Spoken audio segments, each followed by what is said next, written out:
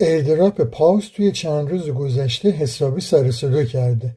چند تا آدم کله گنده تو دنیای ایردراپ‌های تلگرامی از این پروژه حمایت کردن که یکی از اونها ولادیمیر اسمرکیس، مالک ایردراپ بلوم، از مدیران سابق بایننس و یکی از افراد مؤثر در صنعت ارزهای دیجیتال بوده. اگه کمی به عقب برگردیم میبینیم که پروژه پاوز دقیقاً مثل داکس هست. همونطور که داکس پروژه خیلی خوب و موفقی بود و خیلی از دوستان ازش راضی بودن، آیا واقعا میتونیم همچین انتظاری از ایردراپ پاوز داشته باشیم؟ سلام، من سیاوشم. به ایردراپ شو خیلی خوش اومدید. تو این ویدیو درباره ایردراپ تلگرامی پاوز صحبت میکنیم. گرافیک و گیم پلی بازی رو بررسی میکنیم. آخرین و جدیدترین تسکای بازی رو چک میکنیم و اینکه برای انجام اونها چه ترفندهایی لازمه. بررسی میکنیم که صرافی‌های بزرگی مثل بایننس، مثل بیتگت در مورد پاوز چی میگن. با توجه به اطلاعاتی که در اختیار داریم یه مرور و ارزیابی میکنیم که تاریخ احتمالی عرضه توکن پاوز چه تاریخی است و اینکه در اون تاریخ احتمالاً توکن های پاوز با چه قیمتی به دست ما میرسن. نظر شما چیه دوستان عزیز؟ پاوز مثل داگز و نات کوین پروژه موفقی میشه و اعتماد رو به ایردراپ های تلگرامی برمیگردونه، یا این هم مثل خیلی از بازی های تلگرامی دیگه چنگی به دل نمیزنه و ما رو ناامید میکنه؟ تا انتهای ویدیو همراه من باشید. بهتره که تلگرام رو به آخرین نسخه آپدیت بکنید. وارد تلگرام میشیم.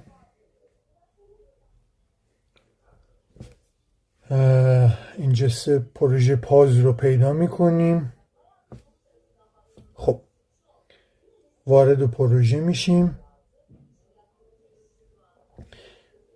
اجازه بدید. بله، ما وارد پروژه شدیم. در ابتدای ورود شما با یک اینجور محیطی روبرو هستید. اولین موردی که خیلی برای ما اهمیت داره و گزینش رو هم اینجا دارید میبینید این دکمه هست. اینجا در واقع این دکمه مربوط به اتصال یکی از ولت‌های تونکیپر به ایردراپ پاوز هست. در واقع شما برای اینکه بتونید در بازی تراکنشی انجام بدید، حالا تسکایی که تراکنش دارن اونا رو بتونید انجام بدید، یا در انتها که توکن های بازی توزیع میشه بتونید این توکن ها رو به دست بیارید، میبایست یکی از ولت های تونکیپرتون رو به پاوز متصل بکنید که این کار اینجا انجام میشه. الان اتصال برقرار هست. اجازه بدید من یک بار دیسکانکت رو میزنم، اتصال رو قطع میکنم تا یک بار با هم این کار رو انجام بدیم. اگر شما اولین بار باشه وارد پروژه میشید با یه اینجا دکمه روبرو میشید. میبینید با این گزینه زده کانکت ولت. ما رو دکمه کانکت کلیک میکنیم، این پنجره باز میشه. ما از این دکمه بعد استفاده کنیم، دکمه تونکیپر.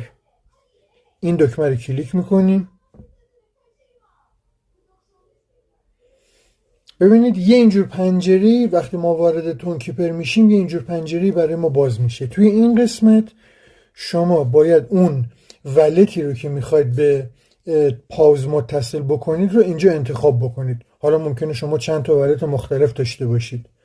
ولتی رو که در نظر داریم انتخاب میکنیم، اینجا روی دکمه کانکت ولت کلیک میکنیم، تایید انجام میشه و اتصال اینجا دوباره برمیگرده به داخل بازی و همینطور که میبینید اینجا الان اتصال برقرار شد. میزنیم و میبینید که اتصال برقرار شده. اینجا همونجور که میبینید امتیازش که در حال حاضر شما از بازی به دست آوردید میبینید. اینجا ما یه گزینه میبینیم به اسم لجند رنک. خب روی این کلیک بکنیم ببینیم که چی هست. اینجا در واقع داره به شما توضیح میده که توی ایردراپ های دیگه چه فعالیت هایی داشتید و با توجه به توکن هایی که توی ایردراپ های دیگه به دست آوردید پاوز به شما توکن داده. خب دو تا گزینه دیگه اینجا داریم، اینا رو چک میکنیم. یکی این دکمه است Join our community. روی این گزینه کلیک میکنیم. با کلیک روی اون دکمه وارد تلگرام رسمی پروژه پاوز میشه. اولا اینکه این کانال رسمی تلگرام پاوز هست. ببینید تیک آبی هم داره، نگاه کنید تیک آبی هم داره و الان که این ویدیو رو دارم ضبط میکنم 18.2 میلیون نفر فقط در کانال تلگرام پروژه پاوز در واقع عضویت دارن که آمار جالبی هست. و آخرین اخبار و اطلاعات و توضیح در مورد تسکای پروژه، تاریخ عرضه احتمالی و هر گونه اطلاعات رسمی موثق رو شما میتونید تو کانال تلگرام جستجو بکنید. به ایردراپ برمیگردیم. یه گزینه اینجا داره check your rewards. این گزینه اینجا در واقع اگر ما روش کلیک بکنیم این در واقع اینجا میاد آخرین تسکایی که شما انجام دادید و تعداد توکنی که روی اون تسک به شما تعلق گرفته رو داره بهتون نشون میده دیگه. و ما هر چقدر که روی این گزینه شمار روی این دکمه کلیک بکنیم این هی میره عقب‌تر و تمام تسکایی که شما انجام دادید و امتیازاتش رو به دست آوردید رو اینجا میتونید ببینید. وارد قسمت لیدرز میشیم. روی دکمه لیدرز کلیک میکنیم. اینجا در واقع 100 نفر اولی که در بازی بیشترین امتیازات رو دارن رو به شما نشون میده، رتبهشون و تعداد توکن هایی که در اختیار دارن. همونطور که گفتیم 100 نفر اول، ببینید 100 نفر اول رو به شما نشون میده و رتبهشون به تعداد توکن هاشون. این گزینه هم موقعیت خود شماست. خب روی گزینه ووت بزنیم. دکمه ووت در واقع مربوط به سیستم رأیگیری داخل ایردراپ پاس هست. پروژه پاس تا الان 2 سیستم رأیگیری داشت. 2 سری رأیگیری انجام دادن و روی هر سری هم یه سری جایزه اهدا کردن. روش کار هم به این صورت بود که مثلا در مورد یک سری از ایردراپ های دیگه سیستم رأیگیری برقرار میکرد و اون ایردراپی که بیشترین تعداد آرا رو به دست می آورد اون برنده میشد و به تعداد در واقع نفراتی که به اون گزینه برنده رأی داده بودن به اون تعداد در واقع به شما جایزه تعلق میگیره و به تعداد توکن های شما اضافه میشد. الان ببینید در قسمت این پراگرس رو ما اگر بزنیم هیچ گزینه‌ای وجود نداره. یعنی فعلا هیچ گزینه‌ای برای رأیگیری وجود نداره. گزینه کامپلیتد هم که رأیگیری هایی که قبلا انجام شده و امتیازش توضیح شده رو میتونید ببینید. مورد بعدی در مورد این گزینه هست. گزینه فرندز هست. این هم طبیعتا شبیه تعداد زیادی از ایردراپ های دیگه سیستم رفرال و در واقع جذب نفر داره. به هر تعدادی که شما بتونید رفرال جمع کنید و رفرال های شما هر چقدر بیشتر فعال باشن 1% از اونها از تعداد توکن هایی که دوستان شما جمع میکنن به شما تعلق میگیره و جالبه که این نسبت در ایردراپ پاوز رسیده به 10%. ببینید اینجا داره مشخصا توضیح میده. یعنی میگه دوستان شما هر چقدر فعالیت بکنن 10% از امتیازاتی که اونها به دست میارن به شما میرسه که آمار قابل قبول و جالب توجهی هست. خب یه قسمت دیگه میمونه اینجا هست earn در واقع همون قسمت آشنای ایردراپ هست که در واقع پروژه ها و تسک های ایردراپ پاوز رو شما میتونید اینجا ببینید. 3 قسمت هست: لیمیتد، این گیم و پارتنرز. خب تو قسمت لیمیتد یعنی آخرین و جدیدترین تسک هایی که در واقع به پاوز اضافه میشن و شما باید اونها رو انجام بدید تا توکن به دست برید رو اینجا میتونید ببینید که فعلا هیچ تسک خاصی نیست. روی گزینه این گیم اگر بزنیم این در واقع لیست تسک هایی هستن که شما انجام دادید و امتیازاتش رو گرفتید. یه سری تسک های ساده است. این مورد هم پارتنرز هم در واقع حالا اینجور که به نظر میاد مربوط به شرکای تجاری پروژه پاوز هست. ببینید بلومین الان احتمالا نشون میده که بلوم یکی از شرکای تجاری پاوز هست. حالا میرسیم به بحث شیرین ماجرا. میخوایم در مورد قیمت ایردراپ پاوز در واقع در بازار پیش عرضه صحبت بکنیم. یه مورد مهمی که اینجا مطرح میشه اینه که ایردراپ پاوز هنوز در مورد بحث قیمت هیچ اطلاعاتی در اختیار ما قرار نداده. یعنی چی؟ یعنی هنوز مارکت کپ این پروژه مشخص نیست، توتال ساپلایش مشخص نیست، تعداد توکنی که قرار توزیع بکنه، در واقع توکن ساپلای هنوز مشخص نیست. ما نمیدونیم چه تعداد توکن میخواد توزیع بشه، این توکن ها با چه نسبتی طبق چه مکانیزمی میخواد توزیع بشه، آیا این توکن ها به یک باره و در طی یک روز کلا توزیع میشن یا فازبندی داره و در طی چند روز و در چند مرحله توزیع میشن.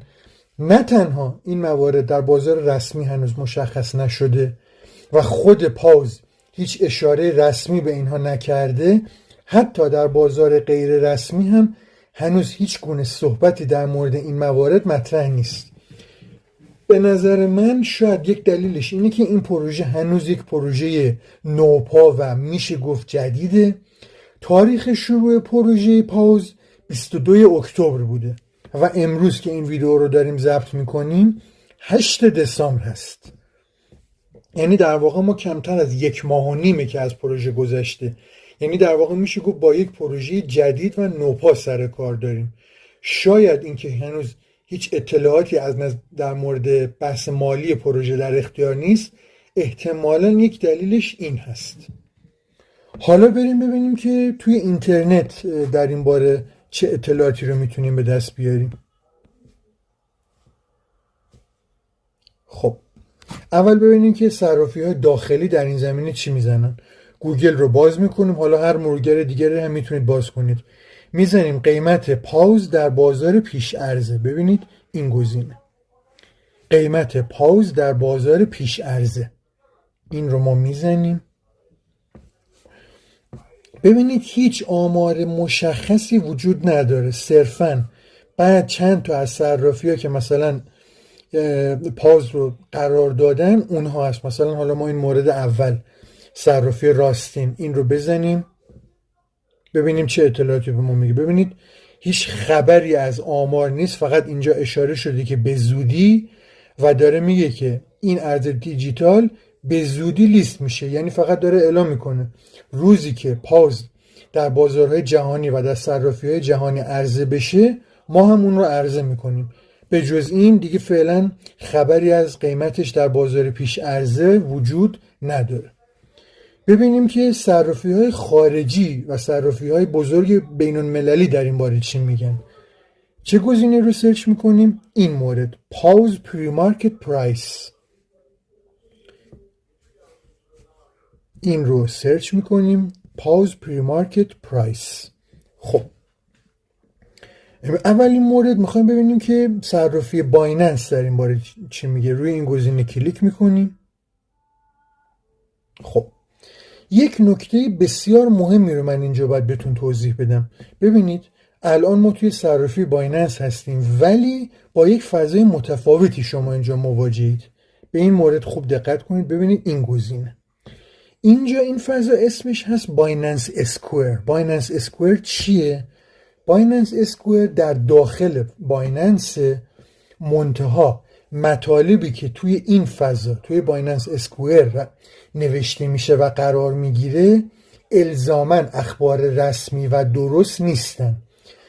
یعنی چی؟ یعنی بایننس اسکوئر یک فضای شبیه مثلا توییتر یا شبکه ایکس که در واقع افرادی که در بایننس ثبت نام کردن و احراز هویت کردن میان اینجا و در مورد حالا هر رمز ارزی که مد نظرشون هست، چه عرضه شده باشه چه عرضه نشده باشه، میان اینجا صحبت میکنن. این صحبت های رسمی نیست و ارتباطی به بایننس نداره. الان مثلا این کاربر اومده توی بایننس اسکوئر در مورد پاوز صحبت کرده. مثلا صحبت کرده که الان قیمتش در بازار پیش عرضه این مقدار هست، 49,000 هست، عذرخواهی میکنم 49,000 هست و یک رشد 20% داشته. اینا همه فرض و پیشبینی و احتمالات هست و نظرات این کاربر خاص هست و نظر رسمی صرافی بایننس نیست. الان ما اگر وارد خود سایت رسمی بایننس بشیم، ببینید ما اینجا میزنیم بایننس میخوایم ببینیم خود صرافی بایننس در مورد پاوز چی میگه، چه اطلاعاتی داره. شما اینجا تو قسمت جستجو اگر بزنید پاوز، ببینید اینجا اگر بزنیم پاوز، هیچ اطلاعاتی از پروژه پاوز به صورت رسمی در داخل بایننس قرار نگرفته. حتی اگر شما روی این هم کلیک بکنید باز برمیگردیم به همون بایننس اسکوئر که الان در موردش صحبت کردیم. من این رو هم میبندم. پس گفتیم توی بایننس به صورت رسمی در مورد پاوز هیچ اطلاعاتی فعلا در اختیار نداریم. همونطور که میبینید حتی توی صرافی های خارجی هم گفتیم که توی بایننس که چیزی نبود به جز بایننس اسکوئر که اون هم نظر رسمی بایننس نیست. همونطور که میبینید سایت های خارجی هم در این باره هیچ مطلبی ندارن که در واقع مثلا قیمتی باشه یا بتونیم در موردش صحبت بکنیم. صرافی بیتگیت فقط یک سری اطلاعات کلی رو در این زمینه منتشر کرده و صحبت میکنه که اگر بحث توکن ساپلای پاوز رو در نظر بگیریم، یعنی تعداد توکن هایی که قرار عرضه بکنه، میگه که در واقع ایردراپ رتس تعداد کل توکن هاش 1 تریلیون برگه بوده، یا مثلا پروژه داگز تعداد کل توکن هاش 500 میلیارد برگه بوده. بعد اونجا میگه که با توجه به اینکه پاوز خیلی خوب شروع کرده و در یک مدت کوتاهی یک حجم زیادی کاربر رو تونسته جذب کنه و این آمار همچنان رو به رشد هست، اگر همین روندی که در مورد سایر ایردراپ های دیگه بوده در مورد پاوز هم بخوایم اجرا بکنیم و انتظار داشته باشیم، میتونیم انتظار داشته باشیم که پاوز هم در واقع حالا تعداد توکنی که منتشر میکنه در حد همین ها باشه، حالا 100 میلیارد برگه، 500 میلیارد برگه. فعلا که آمار رسمی و مشخصی در این زمینه نداریم. خب حالا میخوایم ببینیم که کدوم صرافی ها، حالا چه صرافی داخلی چه صرافی خارجی، کدوم صرافی ها اصلا پروژه پاوز رو عرضه میکنن. توی گوگل باز سرچ میکنیم Exchanges listing Pause airdrop.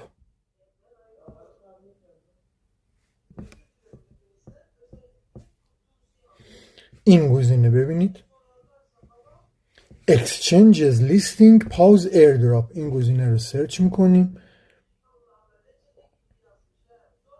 میخوایم ببینیم که صرافی خارجی در این زمینه چی میگن. همونطور که گفتم در ابتدای ویدیو، با توجه به اینکه این پروژه پاوز حامیان بزرگی داره، میتونیم بگیم که احتمالاً این پروژه در صرافی بزرگی از جمله بایننس، Gate.io و صرافی بزرگ دیگه لیست میشه. امروز که در حال ضبط این ویدیو هستیم هیچ اطلاعاتی در این زمینه در اختیار نداریم. در روزها و هفته‌های آینده اخبار بیشتری در این باره شنیده میشه و صرافی بزرگی در موردش صحبت میکنن. حالا میخوایم در مورد تاریخ احتمالی عرضه صحبت بکنیم، ببینیم که حالا چه از نظر رسمی چه از نظر غیر رسمی چه اطلاعاتی در این زمینه میتونیم به دست بیاریم. از نظر رسمی خود پاوز در کانال تلگرام رسمیش یا توی کانالش در توییتر یا در شبکه یوتیوب فعلا هیچ صحبتی نکردن و یعنی چیزی به صورت رسمی اعلام نکردن. یه سری به کانال تلگرام بزنیم. خب ما یه بار دیگه وارد پروژه پاوز میشیم. یک نکته خیلی مهمی که من فراموش کردم در مورد تسک ها بهتون بگم، انجام دادن بعضی از تسک ها در ایردراپ پاوز نیاز به ادلیست داره و ما لیست ادلیست آپدیت شده و بروز شده پروژه پاوز رو در کانال تلگرام گذاشتیم. آدرس کانال در نوتیفیکیشن، آدرس کانال در دسکریپشن قرار داده و الان در قسمت پایین صفحه آدرس کانال رو میبینید. خب ما وارد خود کانال میشیم. میخوام ببینیم توی کانال، در کانال تلگرام رسمی پاوز در مورد تاریخ عرضه چه صحبت هایی شده. اگر ما اینجا سرچ کنیم دیت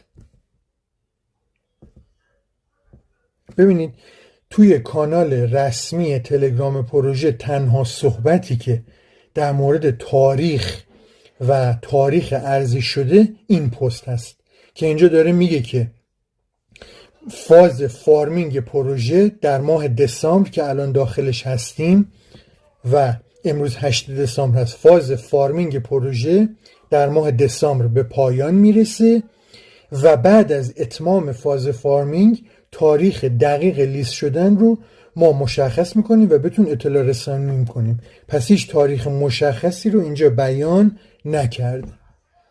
یک سری هم به کانال تلگرام کوین مارکت کپ میزنیم که الان آدرس کانال رو در قسمت انتهای صفحه پایین صفحه میبینید. این کانال هست، کانال تلگرام کوین مارکت کپ. میبینید که کانال رسمی هست، تیک هم داره. میخوایم ببینیم اینجا در این درباره تاریخ لیستینگ پاز چه اطلاعاتی هست. پستی که اینجا منتشر شده این مورد هست، این پست هست که اینجا در واقع اشاره میکنی که پاز در حال آماده سازی برای انتشار در صرافی های بزرگ جهانی و این اتفاق برای تاریخ 30 دسامبر یعنی 10 آذر خودمون برنامه ریزی شده. یه لینک هم اینجا قرار داده. ما اگر روی این لینک کلیک بکنیم میبینیم که این لینک وارد یه صفحه میشه که اون صفحه هیچ محتوا نداره. با اینکه اینجا توی این پست اشاره شده که در واقع عرضه توکن در تاریخ 30 دسامبر اتفاق میفته، ولی این لینک همونجور که دیدیم خالی از محتوا است و هیچ چیزی نداره. خیلی ممنون که تا انتهای ویدیو رو تماشا کردید. لطفاً اگه راضی بودید ویدیو رو لایک بزنید، کانال رو سابسکرایب کنید، زنگوله کنارش رو هم بزنید تا در لیست انتشار ویدیوهای بعدی قرار بگیرید. خسته نباشید. خدا نگهدار.